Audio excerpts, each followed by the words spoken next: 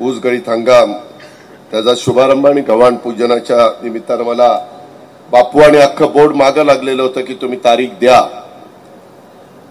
मुख्यमंत्र्यांच्या अध्यक्षतेखाली जी बैठक असती त्याच्यामध्ये ठरलेलं होतं 1 तारखेपासून कारखान्यांना राज्यातल्या परवानगी द्यायची, पण काही कारखाने 15 तारखेपासूनच सुरू झाले, त्यांना नोटिसा गेलेल्या आहेत. परंतु पावसाने पण फार वाईट वेगळी परिस्थिती निर्माण केली आहे. काल मी सकाळी यवतमाळला होतो, दुपारी आम्ही अमरावतीत होतो, रात्री आम्ही सह्याद्रीवर ज्याचा उल्लेख दत्तामामांनी केला त्या शेतकऱ्यांनी आंदोलन केलेलं होतं त्याच्या नेत्यांच्या बरोबर चर्चा करून मार्ग काढण्याचा प्रयत्न करत होतो. कारण शेवटी आम्ही या महायुतीच्या सरकारमध्ये काम करत असताना हे सर्वांचं सरकार आहे. प्रश्न अनेक आहेत. जसं तुम्ही तुमचा प्रपंच तुम्ही तुमचं कुटुंब चालवत असताना जसे तुम्हाला वर्षभराच्या करता अनेक प्रश्न अडचणी येतात, समस्या येतात, तुम्ही त्याच्यातनं मार्ग काढता, आर्थिक काही ना काही नियोजन करता. ही पद्धत पिढ्यानपिढ्या वर्षानुवर्ष चालत आलेली आहे आणि त्याच्यातून आम्ही देखील या राज्याच्या 13 कोटी जनतेचा कारभार बघण्याचं काम करतो. खूप आव्हानं आहेत. ह्या पूरग्रस्त परिस्थितीमुळं आम्ही 32,000 कोटीचं पॅकेज दिलंय. कधी राज्याच्या इतिहासात एवढं मोठं पॅकेज नव्हतं. मित्रांनो, तुम्हाला आश्चर्य वाटेल, काल मी तिकडे गेलो होतो, मला विदर्भातले लोक भेटले, लोकप्रतिनिधी भेटले, अधिकारी भेटले.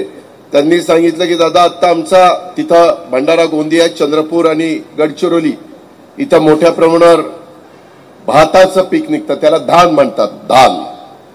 तर तो धान कापून रानात होतं आणि पाऊस पडला, सगळं भिजून गेलं. आता ते काहीच त्याचा उपयोग नाही अशा प्रकारची परिस्थिती झाली. म्हणजे अजूनही हवामान खात्याचा असा अंदाज आहे की 4-5 दिवस पण पाऊस राहील. कधी जगाच्या म्हणजे जगातलं मी सांगत नाही पण महाराष्ट्राच्या इतिहासात ऑक्टोबर मध्ये पर्यंत पाऊस आणि मे पासून सुरू झालेला 6 महिने कधी पाऊस पडलेला बघितला आहे.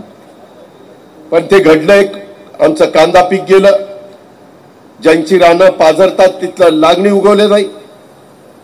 त्याच्यामध्ये बरीचशी ठिकाणी कापसाचं पीक, सोयाबीनचं पीक, फळबागा अडचणीमध्ये आल्या. काही काही ठिकाणी पाऊसच सतत पाणीच राहिलं, अक्षरशः ती रोपं कुजून गेली. अशी सगळी परिस्थिती आहे. दत्तामामाही प्रयत्न करतायत, आम्ही प्रयत्न करतोय, केंद्राशी बोलतोय, पंतप्रधानांशी बोलतोय, गृहमंत्र्यांशी बोलतोय किंवा तुम्ही पण ह्याच्यामध्ये आम्हाला सहकार्य करा, त्यांनी पण सांगितलं करू.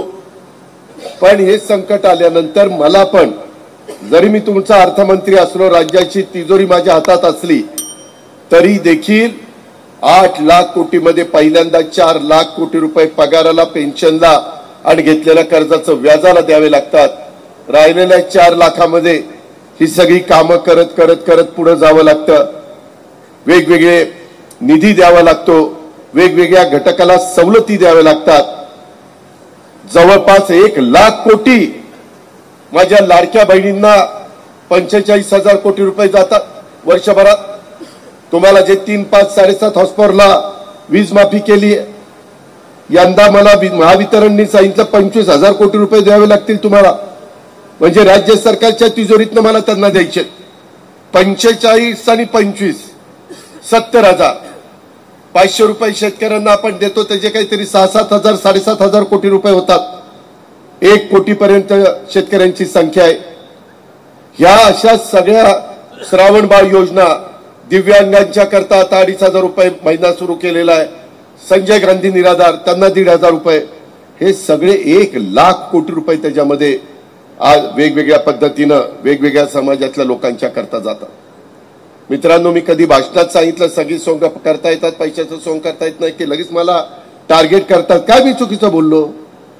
आम्ही कुठं सांगितलेल्या कुठल्या गोष्टीपासून बाजूला गेलेलो नाहीये.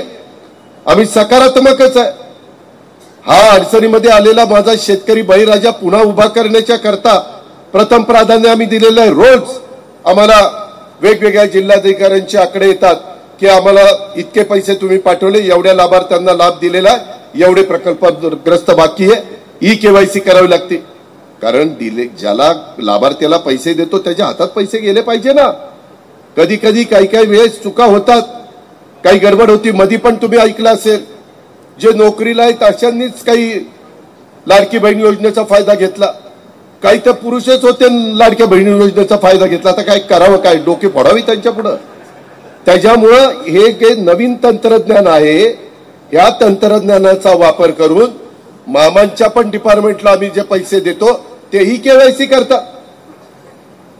ह्या सगळ्या गोष्टी कराव्या लागतात, कारण हे शेवटी काय अजित पवारच्या बापाचा पैसा नाहीये, हा जनतेचा पैसा आहे. तो योग्य मार्गाने योग्य पद्धतीनंच खऱ्या लाभार्थ्यांच्यापर्यंत पोहोचला पाहिजे. ह्या अशा सगळ्या बाबांनो त्या गोष्टी आहेत. आज खरं तर लोहपुरुष सरदार वल्लभभाई पटेलांची जयंती आहे. मी त्यांनाही अभिवादन करतो. त्या निमित्तानं आयोजित करण्यात येणारा संपूर्ण देशामध्ये राष्ट्रीय एकात्मता दिनाचा कार्यक्रम त्या ठिकाणी चाललाय. त्या दिनाच्या पण मी तुम्हाला सगळ्यांना शुभेच्छा देतो. खरं तर त्याचा उल्लेख पृथ्वीराज बापूंनी केला. मी दत्तमामा गेल्याच महिन्यामध्ये आपल्या छत्रपती सहकारी साखर कारखान्याच्या एरियामध्ये आपलं जे मंगल कार्यालय आहे तिथं ऊस शेती बुद्धी, तिथं कृत्रिम बुद्धिमत्तेच्या तंत्रज्ञानाचा वापर, आता आमच्या काटे देशमुखांचा तिथं आम्ही 120 टन काय 128 टन, त्यांनी तर अजून एआयचा वापर करायचा आहे. एआयचा वापर न करता त्या पट्ट्याने 128 टन ऊस काढला आणि एआयचा वापर केला तर तो 150 टनाच्या पुढेच जाईल. म्हणजे शेतकऱ्यांनी मनात आणल्यानंतर खरंच कष्ट करायचे म्हटलं आणि खरंच रोजचे रोज रानात जाऊन काम करायचं म्हटलं, नाहीतर उगीच चाकाट्या पेटवायचे. दत्ता बाबा ते काय चाललंय, ते बापू आज असं काय म्हणलं आणि दादा परवा तसं काय म्हणलं. अरे काय करायचं ती काय करायचं ते करतील, तुम्ही तुमचं शेती बघा ना. तिच्या आयला काटाचं गाजर गवत निघणार, गप्पा तर आहेत. देशात काय चाललं, मोदी साहेब काय म्हणले, अमित शाह साहेब काय म्हणले. अरे तुम्ही नका ती काळजी करू, काळजी करणारे आहेत. तुम्ही पहिल्यांदा तुमच्या प्रपंचाची काळजी करा. इथे 128 टन एकरी ऊस काढलाय आणि त्याचा आम्ही सत्कार करतोय. आणि कितीतरी शेतकरी आहेत 28 टन पण ऊस काढत नाही एकरी. 28 टन, 100 टन तर मी बाजूलाच ठेवतो. अरे काय जरा जनाची नाही मनाची काहीतरी राव वाटरा. बरं आम्ही बामा सगळेजण कॅनॉल उन्हाळ्याचा कधी बंद केलाय? तुम्ही आम्हाला निवडून दिलंय. ह्याच्या आधी कॅनॉल बंद व्हायचे, काही का असे ना, अजून तरी आम्ही 4 वर्षी कॅनॉल बंद होऊन देत नाही. परंतु कॅनॉल बंद होऊन न देता काही ठिकाणी वळणावर कॅनॉल फुटतोय. मध्ये आमच्या पिंपळीमध्ये फुटला, काही ठिकाणी लिकेज होत आहे. जरा लाईनिंग करायचं म्हटलं थोडं, नाही लाईनिंग काय करायचं. अरे आता नवीन जे प्रकल्प होतात तिथं 100% बंद पाईपलाईन बंद पाणी द्यावं लागतं. हे फाटेन कॅनल तर बंदच केलेले आहेत, तिथं ते ऐकतात. परंतु आम्ही आता तुमच्याकडे 5 वर्षांनी यायचं असतं, पुन्हा आता जिल्हा परिषद यायचंच, नगरपालिका, त्याच्यावर जास्त दुखून पण चालत नाही. आम्ही आमच्या एका मनाला सांगतो गपरे गपरे गपरे, कारण शेवटी बटन दाबून घ्यायचं असतं तुमच्याकडनं. ते लय वेगळं. त्याच्यावर मोदी साहेब म्हणतात नाही एकाच वेळेस निवडणुका उद्या परत 5 वर्ष काही नाही. तसं झाल्यावर जरा शिस्त आणता येईल. म्हणजे आता नाही आणायची, काही काळजी करू नका. पण मित्रांनो, काही भागामध्ये टेलला पण आपले इंदापूरचे बांधव राहतात. माझ्या वीरमधनं नीरा डावा उजवा कालवा सुरू झाल्यानंतर आपल्यालाही पाण्याची जी पाळी आहे ती आज 45 दिवस 40 दिवस कधी 50 दिवस मिळत नाही, ती लवकर मिळायला सुरुवात होईल. आमचे आजोबा सांगायचे आम्हाला 15 दिवसांनी फाटा सुटायचा, म्हणजे आजोबा हयात असताना. आता तर तसं नाहीये. आणि त्याच्यात झालंय काय, काही लोक फार वस्तात निघाली. त्यांनी काय केलं, नेमकं दूरची कॅनॉलच्या वर मस्तपैकी जिरायत जमिनी स्वस्तात घेतल्या, पाईपलाईन केली, वीर पाडली कॅनॉल खाली आणि पाणी निलय वर. त्यांची मोटर बंदच नाही. आम्ही कॅनॉलच्या खाली, आम्हाला मात्र पाणी 40व्या 35व्या दिवशी. आणि ज्यांच्या विहिरी जवळ आहेत त्यांना पाणी कायमच चालू आहे. आता तर काही दिवसाच वीज मिळते कारण सोलर पॅनल आहे. अशा पद्धतीनं चाललंय. वर कांद्याच्या पातीसारखे ऊस दिसत आहेत. हेलिकॉप्टर मधनं कधी जायची संधी मिळते तुमच्या कृपेमुळं, त्यावेळेस आम्ही बघत असतो. आणि खाली मात्र परिस्थिती वेगळी आहे. त्यात दत्तामामा पण हुशार, त्यांनी पण माळावर लय जमीन कुठं कुठं घेतली. आता येताना मला काय सांगतोय, मी जागा सांगत नाही, दादा इथं जमीन घेतली होती, पुढे रस्ता रुंद होईल, पण आयला तिथंच पूल आला नेमका. तिच्या आयला म्हणजे बघा डोकं कुठं चाललंय की रस्त्याच्या कडेला जमीन तिच्या आयला. आमच्या बाप दादानी कधी आम्हाला कळलं नाही, आम्ही रस्त्याच्या कडेने घेतल्या असत्या. त्याच्यामध्ये म्हणजे एका गोष्टीचं कौतुक आहे की त्यांना पुढचं दूरची दृष्टी आहे. फक्त ती दूरची दृष्टी आम्हालाही सगळ्यांना सांगितली तर आमचंही भलं होईल त्याच्यात, असं आम्हाला म्हणायचं. त्याच्यात मित्रांनो गमतीचा भाग जाऊ द्या, परंतु हा आपला व्यवसाय आज अतिशय वाईट परिस्थितीतनं चाललाय. 200 साखर कारखाने आहेत, जवळपास 100 खासगी आहेत, 100 सहकारी, एक 2-4 इकडे तिकडे होईल. अजूनही सहकारी साखर कारखाने खासगीवाल्यांना चालवायला देत आहे. आपल्या इथला शंकरराव बाजीराव पाटील कारखाना कर्मवीर, तोही त्या बोत्रेंनी घेतला चालवायला. त्याच्यामध्ये ते तर मला परवा भेटले, म्हणले दादा 16 का 17 कारखाने झाले म्हणले. म्हणलं कुणाचे नक्की कुणाचे आहेत? म्हणलं काही जण म्हणतात आमच्या तमक्याचं नाव घेतात. म्हणलं खरंच सांगतो कुणाचे नाही, माझा मी कष्टाने हे उभं केलेलं आहे. तुम्ही कधी पण मला बराच वेळ मी बसलो होतो. आणि आता तो IPO आणतोय. IPO आणल्यानंतर ह्या लोकांना फार वेगळ्या पद्धतीनं हे व्यापारी दृष्टिकोनातनं कारखानदारी चालवतात. आपल्याला आता यंदाच्या बोर्डामध्ये तुम्ही ह्या सगळ्यांच्या हातामध्ये दिलंय, बापू कैलास आणि बाकीचं सगळं बोर्ड तिथं आहे. फार मेहनत करावी लागणार आहे, काही कठोर निर्णय घ्यावे लागणार आहेत. प्रत्येकाला इथं कारखान्याच्या गेटच्या आतमध्ये आल्यानंतर त्याचं कामच करावं लागणार आहे. ती अजित पवारांनी लावलेला असो, दत्तामामांनी लावलेला असो, किंवा बाळासाहेबांनी किंवा अविनाशनी किंवा घोलप साहेबांनी कुणी पण लावलेला असो, त्याला कामच करावं लागेल. आणि हे मी तुम्हाला सगळ्यांना गळीत हंगामाच्या सुरुवातीला सांगतोय. तुम्ही तुमची ड्युटी संपल्यावर बाहेर आल्यानंतर काय करायचं ते तुम्ही करा, त्याला ते मुभा आहे.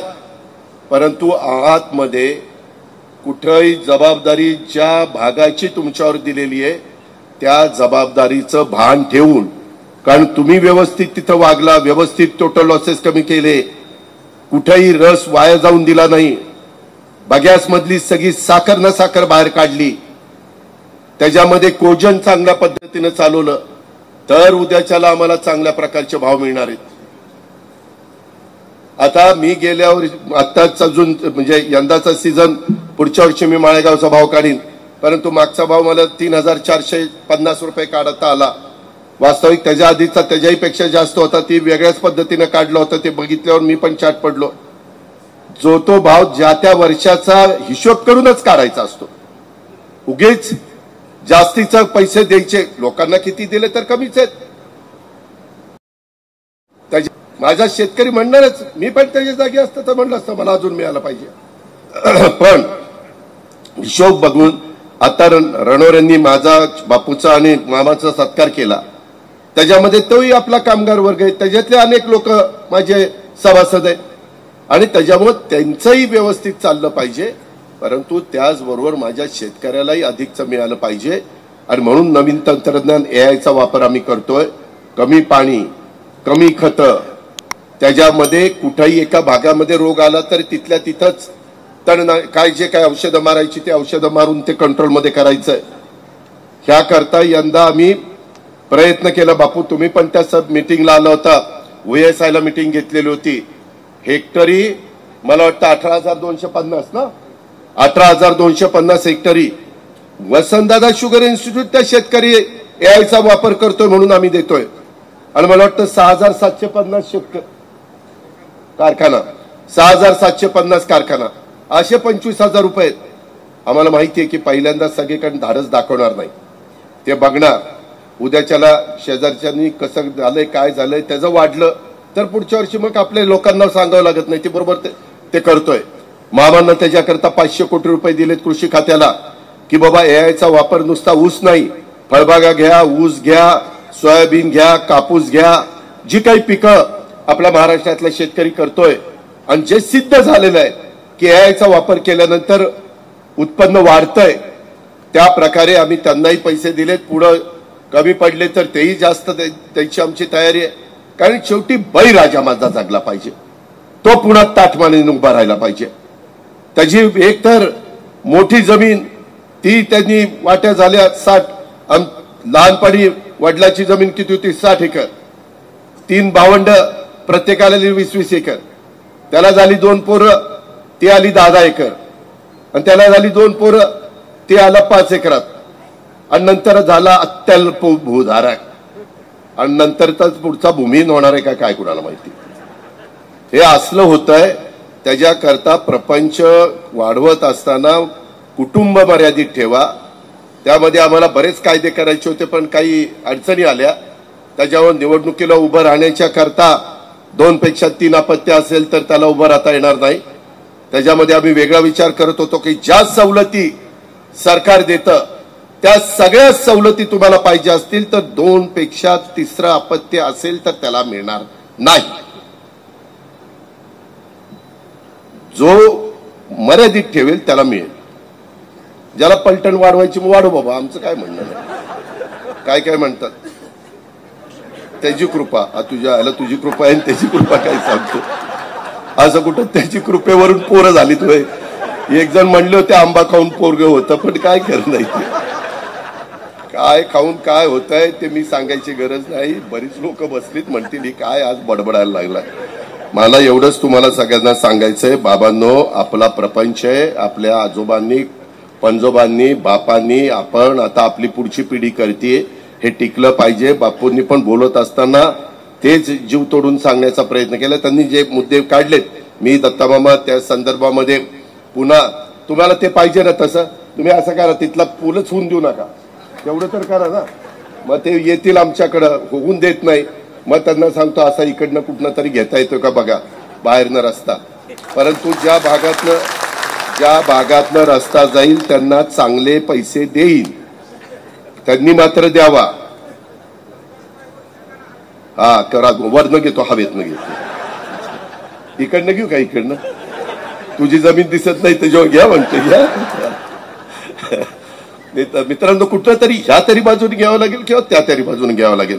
आत्ताच मागे मी तुम्हाला मामांनी मी सांगितलेलं होतं की या कारखान्यामध्ये तुम्ही आमच्या विचाराचे लोक द्या, आपण त्याच्यामध्ये मार्ग काढू. आज आम्ही भूमिपूजन केलं 12 कोटी रुपयाच्या. मामा माझ्या मागं खूप लागलेला होता. त्यामध्ये आपण साधारण कॉलनीच्या समोरचे सगळे रस्ते फायनल केलेले. एक तर तुमचा खडकी, पारवडी, निंबोडी, भवानीनगर अशा प्रकारचा प्रजिमा 84 या रस्त्याचं 21 किलोमीटर आम्ही लांबी 10 मीटर कॉन्क्रीट रोड तुम्ही बघताय तो जवळपास झालेला आहे. एडीबी मधनं आम्ही हे पूर्ण केलेली आहे. त्याची 230 कोटी रुपये किंमत होती. आता कारखान्यालगत 600 मीटर लांबीचं अतिक्रमण आम्हाला काढायचं आहे. माझे हात जोडून सगळ्या सभासदांना विनंती आहे, तिथं ज्याचं कुणाचं अतिक्रमण असेल आम्ही त्याची मोजणी करू. आता मशीननी मोजणी होती, अजिबात त्याच्यामध्ये वेडवाकडं होत नाही. जसं ब्रिटिशांच्या काळामध्ये अॅक्युरेट दाखवायला जायचं तसंच आता होतंय. आम्ही तो बॉर्डरवरून आपल्या हद्दीतनं रस्ता, पण बॉर्डरवरनं, तर बॉर्डरवरनं असा आपल्या हद्दीतनं आपण रस्ता घेणार आहे. त्या अतिक्रमण आम्ही काढून टाकणार आहे, कॉन्क्रीटचा रस्ता करणार आहे. म्हणजे तो रस्ता थेट खडकी माझ्या दौंड तालुक्यातलं, नंतर पारवडी बारामतीचं, नंतर निंबोडी आणि भवानीनगर असं आपल्या इंदापूर तालुक्यातलं असं येऊन ह्या आपल्या पालखी मार्गाला जोडणार आहे. आणि ते दुसरे आतले रस्ते साधारण 850 मीटर 5.5 मीटर रुंदीचे आम्ही करतोय. आता मीन मामांनी त्याचा टिकाव टाकला. 1220 मीटर 7 मीटर रुंदीचे करतोय, साईड पट्ट्या वेगळ्या. आणि 174 मीटर हा समोरनं जातो, हा चौपदरी करतोय 7.5 मीटरचा. हे कॉन्क्रीटचे रस्ते करतोय, कॉन्क्रीटचे. म्हणजे किमान 50 वर्ष तरी काळजी नाही. आत्ताच खालनं काय पायपा घालायच्या असतील त्या घाला. एकदा कॉन्क्रीटचा रस्ता झाला तर फोडून देणार नाही. त्याच्यावर सर्व्हिस पाईप काय घालायचे असतील ते घाला. एखाद्याने डोकं चालवा की आत्ता घालून ठेवा, नंतर कुणाचं तरी काहीतरी न्यायचं असेल तर माझी पाईप आहे, मी एवढे पैसे घेईन तरी घ्या, पण आम्ही कॉन्क्रीटचा रस्ता फोडून देणार नाही. हे मी आत्ताच सांगतोय, अजून काम सुरू व्हायचं आहे. टाळ्या वाजू नका, ती समजून घ्या. त्यामध्ये जवळपास 12 कोटी रुपये एकूण 2244 मीटरची लांबी आहे आणि डीपीडीसीतनं पैसे दिले. मी तुम्हाला सांगितलं होतं आम्ही पैसे देऊ. आता डीपीडीसीचा आपणच अध्यक्ष असल्यामुळे ते जमून गेलं. त्याच्यामुळे आपली जवळची लोक कुठं कुठं असल्यानंतर कसं जमून जातं ते बघा. आणि त्या पद्धतीनं मामांनी पण खूप आग्रह धरला आणि चेअरमननी व्हाईस चेअरमननी सगळ्यांनी आग्रह धरला. आम्ही सांगितलेलं होतं त्याच्यावर हे पहिलं करतोय. नंतर पण आम्ही तुम्हाला सांगितलं CSRचा निधी वगैरे माझी चर्चा चाललेली आहे. CSRचा पण निधी आपण हायस्कूलची बिल्डिंग बांधण्याच्या करता आणतोय. आत्ताच माझं तुम्ही जनरल बॉडीला काहीतरी ठराव करून घेतलाय डोर्लेवाडीची शाळा रयत शिक्षण संस्थेला द्यायची 81R. ती जागा आता चेअरमन चंद्रकांत दळवी पूर्वी सेक्रेटरी होते त्यांना बोललो. ते म्हणले दादा पवार साहेबांनी आमच्याकडे त्या कामाच्या करता 3 कोटी रुपये दिलेले आहेत. साहेबांनी स्वतः पवार चॅरिटेबल ट्रस्ट मधनं दिलेले आहेत. अजून त्याला 2-2.5 कोटी लागण्याची शक्यता आहे. ते पैसे चंद्रकांत दळवींना सांगितलं तुम्ही रयत मधनं घाला आणि अशीच 5-5.5 कोटीची इमारत आपल्या डोर्लेवाडीला दिमागदार उभी राहील, पण ती रयत शिक्षण संस्थेची राहील. त्याच्यात मागं कुणी कुणी आंदोलन केली तुम्हाला माहिती आहे. आंदोलन करणं फार सोपं आहे रे, परंतु ते उभं करायला डोकं लागतं. तर त्याच्यामुळं ते सगळं आपण करतोय. बरेच दिवस त्याच्याबद्दल पुढं मागं चाललेलं होतं. ह्याही इमारती आधी पुढची इमारत नाही पण आधी मागच्या इमारती आम्ही उचलून घेणार आहे. त्याच्या संदर्भामध्ये आमचा ते काम चाललेलं आहे. आम्ही सुरुवात केली, आम्ही काही थांबलेलो नाही. 2 तर कामं मार्गी लागली. एक तिकडचं जवळपास 5.5 कोटीचं, हे 12 कोटीचं अशा पद्धतीनं. आणि बाकीचे पण काही पुढे प्रश्न येतील तसे दरवर्षीच्या डीपीडीसी मधनं त्याच्यात मामा आपण काही ना काही यांना देऊ शकू ती काळजी काही तुम्ही करू नका. परंतु तुम्ही पण गरजेपुरतं मागा, उगीच मिळतंय म्हणून काही मागत बसू नका. अशा पद्धतीनं आपण त्याच्यामध्ये पुढे जाऊया. आता आपल्या बापूंच्या नेतृत्वाखाली कैलास व्हाईस चेअरमन 5 वर्षाच्या करता 5 व्हाईस चेअरमन आपण देणार आहे. पहिल्या वर्षाकरता कैलास गावड्यांना केलेलं आहे. पुढे वेगवेगळ्या गटाला आपण त्या बाबतीमध्ये संधी देणार आहे. आपल्याला काही बाबतीत बरेच मयत सभासद आहेत त्यांची नावं कमी करायची. काही तर सभासद नुसतेच सभासद आहेत परंतु जमीनच नाही. त्याचा एकदा ठराव करून जे नुसतेच सभासद जमीनच नाही त्यांना आपण कमी करू. त्यांना जर जमीन घ्यायची असेल तर पुढच्या जनरल बॉडीपर्यंत जमीन काय घ्यायची असेल तर घ्या बाबा, आपल्याला काही म्हणायचं नाही. पण पुन्हा कमी केल्यावर म्हणतील बघा जे आयला ह्याच्याकरता ह्याचं पॅनल निवडून दिलं का. तसं नाही आहे. ज्याचा ऊस येतो त्याचीच कारखाना पाहिजे ना. तर त्याच्यामध्ये काय करायचं अजून काही तुमच्या सूचना असतील तर मामांना करा, बापूंना करा, कैलासला करा, इतर बोर्डाला करा, इतर मान्यवरांना करा. आम्ही ते सगळं समजून घेऊ. एकदमच करणार नाही पण मी एक सूचना तुमच्या सगळ्यांच्या समोर केलेली आहे. हे पण आपण सगळ्यांनी लक्षामध्ये घ्या. एकंदरीतच मामा जसं म्हणले तसं माझ्याही सामाजिक आणि राजकीय जीवनाची सुरुवात ही छत्रपती सहकारी साखर कारखान्यापासून झालेली असल्यामुळं मला या कारखान्याचं मी केवळ सभासद नाहीये, मी भावनिकदृष्ट्या देखील या कारखान्याला जोडलं गेलेलो आहे. आणि त्याच्यामुळं खूप काही मनापासून करण्याचा आमचा सगळ्यांचा मानस आहे. परवाच अमित शाह साहेब आलेले होते त्यावेळेस आम्हा लोकांची चर्चा झाली. ते केंद्राचे सहकार विभागाचे प्रमुख आहेत. त्यांनी मला सांगितलं, मी होतो, देवेंद्रजी होते, एकनाथराव होते, त्या संदर्भामध्ये आपण त्याचा फायदा उचलूया. बापू तुम्ही आणि सगळे बोर्ड देखील विचार करा.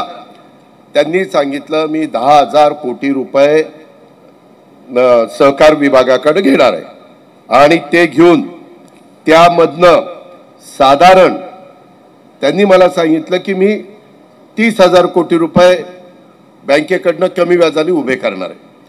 40,000 कोटीची रक्कम. आणि त्याच्यात आता उदाहरणार्थ आपला छत्रपती कारखाना आहे. ह्या कारखान्यात कोजन आहे का? आहे. ह्या कारखान्यामध्ये डिस्लरी नाही का? नाही.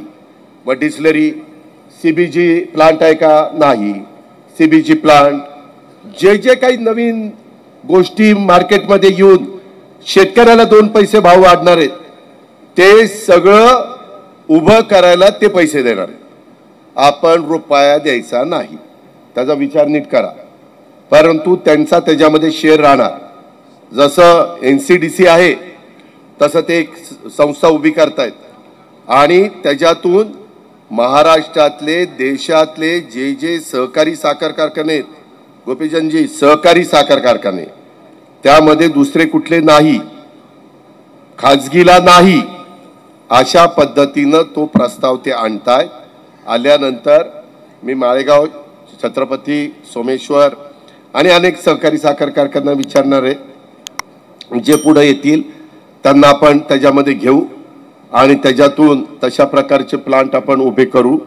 कारण ते केल्याशिवाय आपल्याला अधिकचा भाव देखील मिळणार नाही. आता आपलं कार्यक्षेत्र जवळच आहे. बापूने मगाशी सांगितलं 12 लाख मेट्रिक टन क्रशिंग केल्याशिवाय आपल्याला आपले जे काही मागच्या सगळ्या गोष्टी आहेत, सगळ्या आर्थिक शिस्त लावायची ती आपल्याला लावावी लागणार आहे. परंतु आता प्रत्येक गोष्टीत इतकं बारकाईनं नजर आहे. जेवढी काटकसर करता येईल तेवढी काटकसर आम्ही करतोय. माळेगावलाही करतोय, छत्रपतीलाही करतोय. कुठेही गाड्या घोड्या काही वापरल्या जात नाही. आता तर मी इथं गेस्ट हाऊसला पण म्हणलं काही करू नका, पण तुम्हाला माहितीच नाही तिथं काहीतरी सुरू झालं होतं, नाश्ता पाणी. त्याला म्हणलं आपण सांगितलं नाश्ता पाणी करायचं नाही, कसं काय करतात म्हणलं. एमडी म्हणले दर महिन्याला इतके हजार रुपये बापू स्वतःचे देतात आणि सांगतात मीटिंगला नाश्ता पाणी ह्या पैशाचं करा. म्हणजे हे काही सुखाचं नाही चेअरमन पद, म्हणजे नुसतं चेअरमन पद मिरवायचं आहे. परंतु आता ह्या बाबांनी दिल्यामुळं आता माळेगावला मला करावं लागेल ना. जे याला म्हणलं माळेगावले म्हणतील त्यांच्याकडं नाश्ता चालू झाला आहे आणि चेअरमनचं लक्ष आहे आणि आमचा चेअरमन मात्र मुंबईतच चकाड्या पेटवतोय. तर त्याच्यामुळं आज आता काहीतरी करतो तिथं. पण बापू अजून काही वाढू नका, एवढ्यावरच थांबा, नाहीतर आणखीन काहीतरी करायला निघायचा. गमतीचा भाग जाऊ द्या. परंतु ह्या पद्धतीनं बाबांनो आपल्याला सगळ्यांना पुढे जायचं आहे. मी मगाशी तो प्रस्ताव करणार आहे. यंदा महाराष्ट्रातल्या काही साखर कारखान्यांमध्ये एआयचा वापर आपण करतोय. जगातल्या काही देशांमध्ये कारखान्यात झालाय. त्या लोकांशी माझी चर्चा झाली. त्यांनी मला सांगितलं की आम्ही तुमच्याकडे करून दाखवतो. मी म्हणलं ट्रायलला आम्ही पैसे देणार नाही, तुम्ही आम्हाला पैसे सिद्ध करून दाखवा तर आम्ही तुम्हाला पैसे देऊ. ते म्हणतात की साधारण 30 ते 40 कोटी रुपयाचा फायदा एका शुगर फॅक्टरीचा होईल. त्या कारखान्याची काय कॅपॅसिटी आहे त्याच्यावर. तर ते पण आमचा प्रयत्न चाललेला आहे. आता काही लोकांनी पुढाकार घेतलाय, त्यांचं काय होतंय ते बघू. त्याच्यामध्ये पाणी किती गरम झालं पाहिजे, किती थंड झालं पाहिजे, त्याच्यामध्ये प्रत्येक गोष्ट हे आमचे वेगवेगळे खाते प्रमुख ठरवतात किंवा त्यांचा खालचा स्टाफ ठरवतो. ते एआय त्याला सांगतं. कृत्रिम बुद्धिमत्ता जे म्हणतात ते सांगतं की इथं हे असं झालं, बाद झालं. त्याच्यात ती जी बचत होते ती बचत फार मोठी आहे. असं जगामध्ये काही साखर कारखान्यात सिद्ध झालंय. विठ्ठलराव, आपल्या काळात आपण कारखाना चालवायचो 84 सालचा. विश्वनाथ बुवा, तुम्ही, मी, पोपटराव, त्याच्यामध्ये ताताराम बापू शिंदे, भरणे भाऊ, पंढरनाथ आबा, शिवाजीराव गोविंदराव पाटील, आम्ही सगळेजण त्या बोर्डात होतो. तो काळ वेगळा, चोपडे भाऊ, त्याच्यामध्ये नानासाहेब गावडे. परंतु आताचा काळ फार वेगळा आहे. काळानुरूप आपल्याला बदलावं लागेल. आपल्या पुढच्या पिढीला तयार करावं लागेल. मी 2 दिवसापूर्वी माळेगाव कारखान्याला पण पृथ्वीराज बापू एक शिबिर घेतलं होतं, प्रशिक्षण शिबिर. त्याच्यात सगळ्या डिपार्टमेंटची लोक बोलवली होती, VSIची लोक बोलवली, काही तज्ञ लोक बोलवली.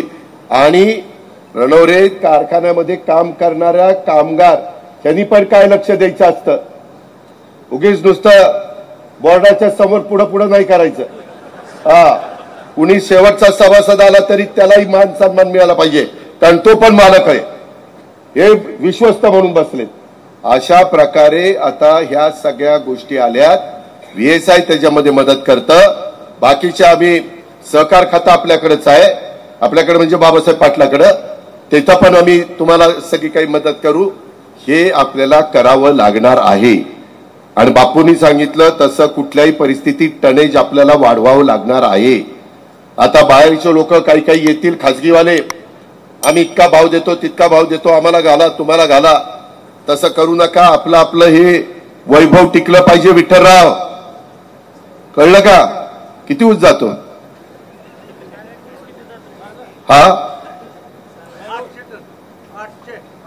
800 टन.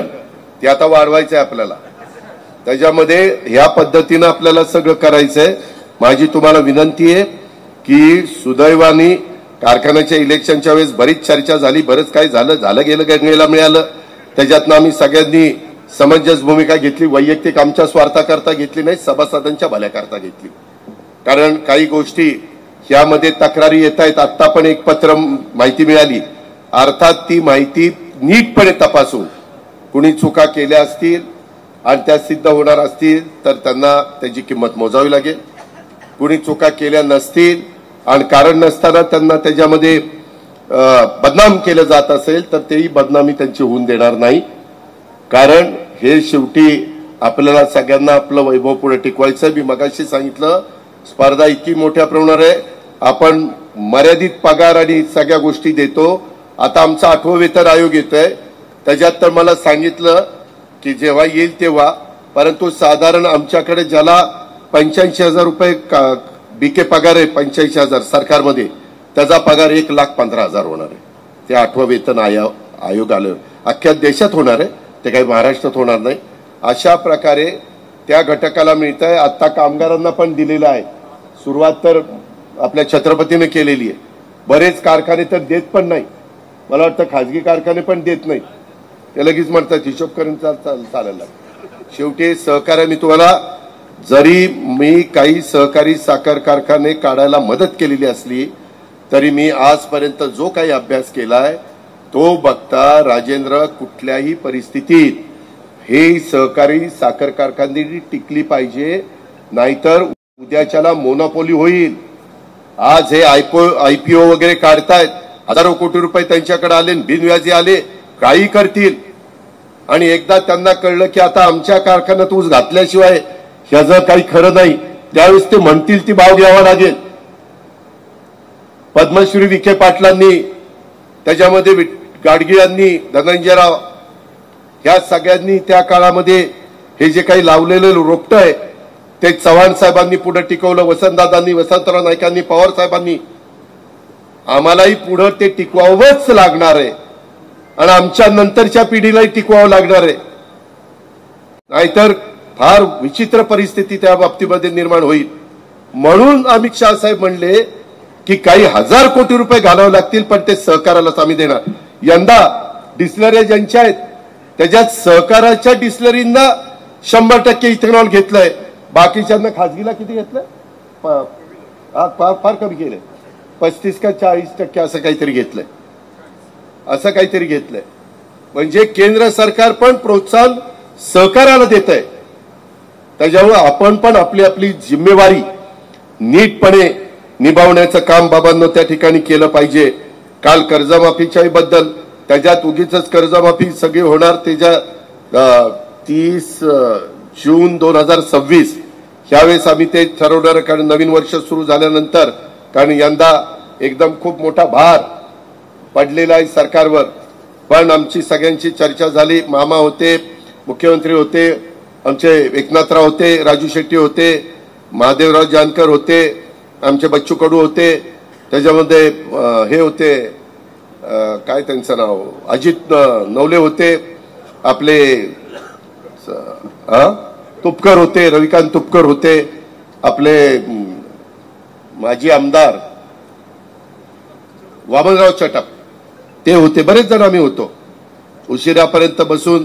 त्यामध्ये आम्ही आता जाहीरनाम्यात दिलेला असल्यामुळं, परंतु हे सारखं सारखं होणार नाही. पैसे, आर्थिक शिस्त तुम्ही पण लावा. बँका तर तुम्हाला जे परतफेड करतील त्यांना 0% व्याज आहे आपल्या पीडीसीसी बँकेचं. त्याच्यावर आपली परिस्थिती इतरांच्या तुलनेने तशी बरी आहे. त्याही गोष्टीची नोंद आपण सर्व सहकाऱ्यांनी घ्यावी. आम्हाला ह्याच्यात कुठल्याही प्रकारचं राजकारण करायचं नाही, ही पण बाब मी आपल्याला सांगतो. अमोल पवार, तुम्ही इथं बसलाय, बापू इथलं काम सुरू झाल्यानंतर पाणी वगैरे काही करावं लागेल तर त्याची मदत तेवढी करा. अमोल, कुठल्याही परिस्थितीमध्ये कामाचा दर्जा हा तुमच्या कोण डेप्युटी वगैरे असेल त्याच्यामध्ये काही होता कामा नये, फार व्यवस्थित काम त्या बाबतीमध्ये झालं पाहिजे. आता आपल्याला पुढं आपलं ते काय समोरचे गाळे ते पण आपल्याला पुन्हा नंतर नवे करावे लागणार आहेत. ते आहिस्ता आहिस्ता करू, लगेच काय आपल्याकडे एवढे पैसे नाही, परंतु ते फार जुने झालेत. आणि गाळा एकाचा दिलाय दुसऱ्याला, त्यानं तिसऱ्याला, आणि त्यानं चौथ्याला आणि पैसे तीच घेतोय आणि कारखाना नुसता बघत बसलाय. त्याच्यामुळं नियमाप्रमाणेच होणार. ते जवळचा बघणार किंवा लांबचा काही तसलं बघणार नाही. काही तिथं तर घरच केली गाळा सोडून मस्तपैकी कुटुंब राहते त्यांचं. असं झालंय की नाही? झालंय. त्याच्यामुळे ते पण आपण कारखान्याच्या हिताचं आणि भल्याचं जे असेल ते करण्याचं काम हे निश्चितपणे बाबांनो आपण करू. मी आता ते 32,000चं पॅकेज 40,000 कोटीवर त्या बाबतीमध्ये जाईल ते सांगितलं. अतिरिक्त पावसाचा गळीत अंगावर परिणाम झालेला आहे, ही पण गोष्ट तेवढीच खरी आहे. हळू यंदा काय झालंय, आपले जवळपास 10 रुपये मुख्यमंत्री सहायता निधीला द्यायला सांगितले टनाला. पूरग्रस्तांना 5 रुपये द्यायला सांगितलेले, 15. 10 रुपये गोपीनाथ मुंडे महामंडळ त्यांना द्यायला सांगितलेले, 15 ना 25. आणि 50 पैसे ते मेंटेनन्स करता साखर भवनला काहीतरी द्यायला सांगितले. बरोबर ना? साखर समूह एवढेच ना. परंतु बापू मला म्हणत होते एवढा खरा तर भार आहे त्याच्यामध्ये. मुख्यमंत्र्यांना म्हणलं 10 रुपये जरा जास्त होतात. ते म्हणले नाही, मी पण वेळोवेळी तुम्हाला सगळी मदत करतोय. त्यावेळेस करोडो रुपये आम्ही ह्याच्यामध्ये काय ते पुराच्या आजार वगैरे असल्यानंतर मुख्यमंत्री सहायता निधीचं मोठ्या प्रमाणावर आपण मदत करतोय, सवलत मोठ्या प्रमाणावर देतोय.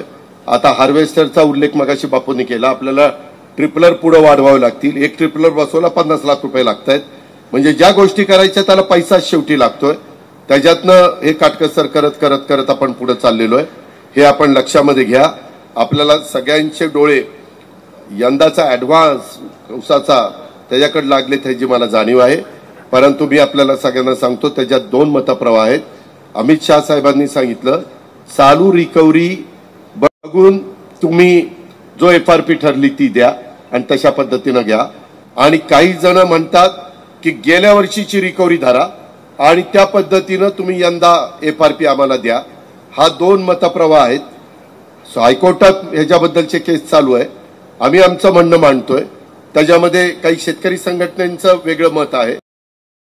पण एक आहे, शेवटी किती काही झालं तरी साधारण जे काही राज्यामध्ये किंवा आपल्या नीरा व्हॅलीमध्ये साधारण पुणे किंवा एकंदरीतच महाराष्ट्रामध्ये चांगले जिथे कारखाने आहेत त्याची साधारण काय परिस्थिती निर्माण होते त्या पद्धतीनं.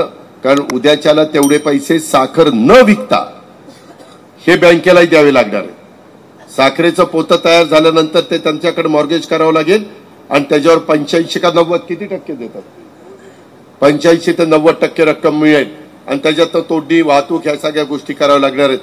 काम फार जिकिरीचं आहे.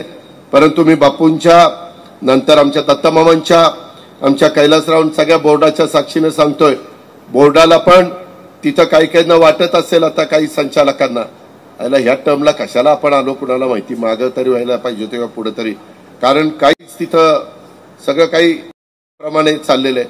म्हणजे मागं नियमाप्रमाणे चालत नव्हतं असं राजेंद्र मला म्हणायचं नाही, पण मी आपला त्यातला भाग सांगितला आहे. पण तुम्हाला 5 10 वर्ष मिळाली. आम्हाला 91 साली आम्ही आलो, 84 साली आलो होतो त्यावेळेस आम्हाला 91 पर्यंत मिळाली, 7 वर्ष मिळाली गोलब साहेबांच्या नेतृत्वाखाली. आपण विठ्ठलराव त्यावेळेस आपल्याला वाटतं 84ला निवडणूक झाली ती ठीक 91ला झाली. अशा पद्धतीने झाली. जसं आता जिल्हा परिषदेची 5 वर्ष त्यांची संपल्यावर पुढे 4 वर्ष झाली तरी जिल्हा परिषद नाही. आता ते लागेल त्याही मध्ये आपल्याला सगळ्यांना लक्ष घालायचं आहे. पण ह्या सगळ्याच्या बाबतीमध्ये आपण काळजी करू नका. बापू कैलासराव आणि त्यांचं बोर्ड अतिशय बारकाईने बघतंय. त्यांना जेवढं काही PDCC बँकेकडनं उचल देता येईल. इथं मामा स्वतः डायरेक्टर आहेत बँकेचे, आप्पासाहेब पण डायरेक्टर आहेत, असे काही सहकारी आहेत. त्याच्यावर मी आज संध्याकाळच्याच कार्यक्रमाला सोमेश्वरला मला दिगंबर दुर्गाडे हे भेटणार आहेत, देसाई भेटणार आहेत CEO. त्याच्यावर तिथेही मी बोलीन. त्याबद्दल आपण काही करू नका. पण माझी आपल्याला हात जोडून विनंती आहे, तुम्ही जसं कमी दर घेतलेला आहे इथं सुखदेव माझा बांध करून बसलाय त्याला माझा सगळा ऊस छत्रपतीला भाव इतरांच्या तुलनेने कमी होता तरी आम्ही पण सहन केलं, तुम्ही सहन केलं, त्याच्यावर मी पण सहन केलं. कारण मलाही दुसरा पर्याय नव्हता, परंतु आता ते सहन करण्याच्या पलीकडे त्याच्यावर काही करून यंदा जरा बऱ्यापैकी सगळ्या गोष्टी करण्याचा मानस हा पृथ्वीराज बापू जाचक आणि कैलास गावडे आणि त्यांच्या संपूर्ण संचालक मंडळाचा आहे. अधिकाऱ्यांनी कर्मचाऱ्यांनी एमडी कुठे गेलं खाते प्रमुखांनी तुम्ही सगळ्यांनी चांगली साथ द्या. रणोरे कामगार संघटनेचे तुम्ही सगळे लोक आहात. मी कामगार संघटनांनाही सगळ्यांना सांगा की फार व्यवस्थितपणे आता तुम्हालाही फार बारकाईने सगळं डोळ्यात तेल घालून काम करावं लागणार आहे, बोर्डालाही करावं लागणार आहे आणि शेतकऱ्यांना काही झालं तर आपल्याला ऊस द्यावं लागणार आहे. काही बाबतीमध्ये मला बापूंनी एक निवेदन दिलंय, मी संध्याकाळीच त्याच्या संदर्भामध्ये बोलतो. जसं मागे एकदा तुम्ही काय करता, सोसायटीचं कर्ज काढता आणि मग इकडे ऊस घातला की सोसायटी जाईल म्हणून इकडे ऊसच घालत नाही, दुसरीकडेच ऊस घालतात, कारण ते तुमच्या सोसायट्या कापत नाही. मी त्याच्यातनं मार्ग काढून देतो. मी मामा दोघंही आम्ही त्यांच्याशी बोलतो आणि त्याच्यातनं कसा मार्ग काढायचा, पण नुसते टाळे वाजू नका, ऊसाचं कांडणं कांड या गावाडीत आलं पाहिजे. हा, तर त्या पद्धतीनं तुम्ही करा. म्हणजे काय एका हाताने टाळी तर वाजत नाही, दोघांनी पण करू. आम्ही आमच्या परीने जेवढं काही मला कृषी विभागाकडनं जे देता येईल ते दत्तमामा देईल, अर्थमंत्री म्हणून किंवा सहकार विभाग म्हणून जे काही देता येईल ते आम्ही देऊ. मामा आप्पासाहेब बँकेकडनं जे काही मदत लागेल, जी व्याजामध्ये जेवढी काही सवलत बिवलत देता येईल ते पण मला वाटतं रिबीट तर 1% व्याजामध्ये आहे, 9% व्याजाने, 9% व्याजानेच आहे. किती टक्के व्याज आहे एमडी? 1% रिबीट आहे, वेळेत परतफेड केली तर त्याच्यावर त्या पद्धतीनं आम्ही.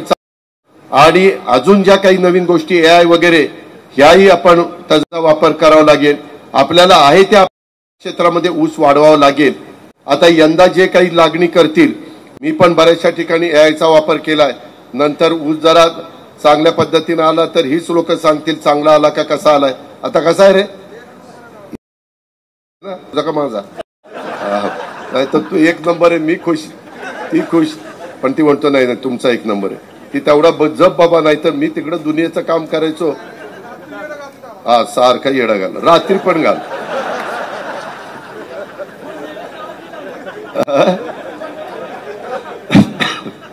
तर या पद्धतीनं मित्रांनो आपण करूया. हा पण आपला छत्रपती, हा आपला परिवार आहे. इथं जातीचा पातीचा नात्याचा गोत्याचा विचार मागच्याही लोकांनी केला नाही, आम्ही पण केला नाही. इथं अश्वारूढ पुतळा आहे. हिंदवी स्वराज्याची स्थापना करत असताना 18 पगड जाती 12 बलुतेदारांना घेऊन त्यांनी त्या ठिकाणी काम केलेलं आहे. आणि सारखं आलं की स्वीकृत स्वीकृत स्वीकृत. आता सध्या आहेत ती बघतायत, ती बरं बघतायत, लगेच स्वीकृत नको घालायला. तिथं जेव्हा घालायचं तेव्हा तिथं टाकू स्वीकृत. जरा अजून काही निवडणुका होत्या, स्वीकृतवाले इच्छुकवाले काय करतात काय नाही ते जरा बघावं लागेल.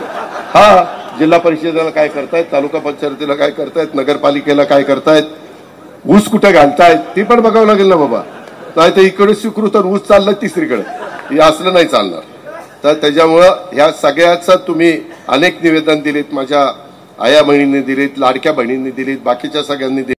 त्यामध्ये मी आणि मामा तुमचे लोकप्रतिनिधी, त्यामध्ये जे जे काही करता येईल शक्य असेल ते करण्याच्या करता आम्ही मनापासून त्याच्यामध्ये तुम्हाला सगळ्यांना सहकार्य करू. गेल्या वर्षी आपला कारखाना 24 फेब्रुवारीला सांगता झाली. आता यंदा 6 महिने पाऊस पडतोय. मामा मला म्हणाले, आम्ही येताना विमानाने मुंबईवरून आलो की बाबा यंदा टनेज वाढेल. परंतु बापू जरा शेतकरी अधिकाऱ्यांना सांगून पण मी पण माळेगावलाही सांगणार आहे, काय साधारण टनेजमध्ये फरक पडतो का. जर वाढल्यानंतर आपल्याला सगळ्यांनाच महाराष्ट्रातली सहकारी साखर कारखानदारी बाहेर निघण्याच्या करता ह्याच्यातनं खूप मदत होणार आहे. पण आपण चांगल्या प्रकारे शेती, चांगल्या प्रकारे ऊस पिकवा. आमच्या काटे देशमुखांचं सारखं टनेज काढा. दादासाहेबांचीच आमची ती मुलं आहेत. इतरही काटे देशमुखांनी त्याचं अनुकरण करावं अशी इतर काटे देशमुखांना माझी संभाजीराव विनंती आहे. बाळासाहेब माझी तुम्हालाही विनंती आहे, जाधव तुम्हालाही विनंती आहे. अशा सगळ्यांनी मिळून आपण चांगलं टनेज वाढूया. आज अतिशय खेळीमेळीच्या वातावरणात आम्ही काय करतोय तेही सांगितलं. एक आहे, आपण सगळेजण एक आहोत.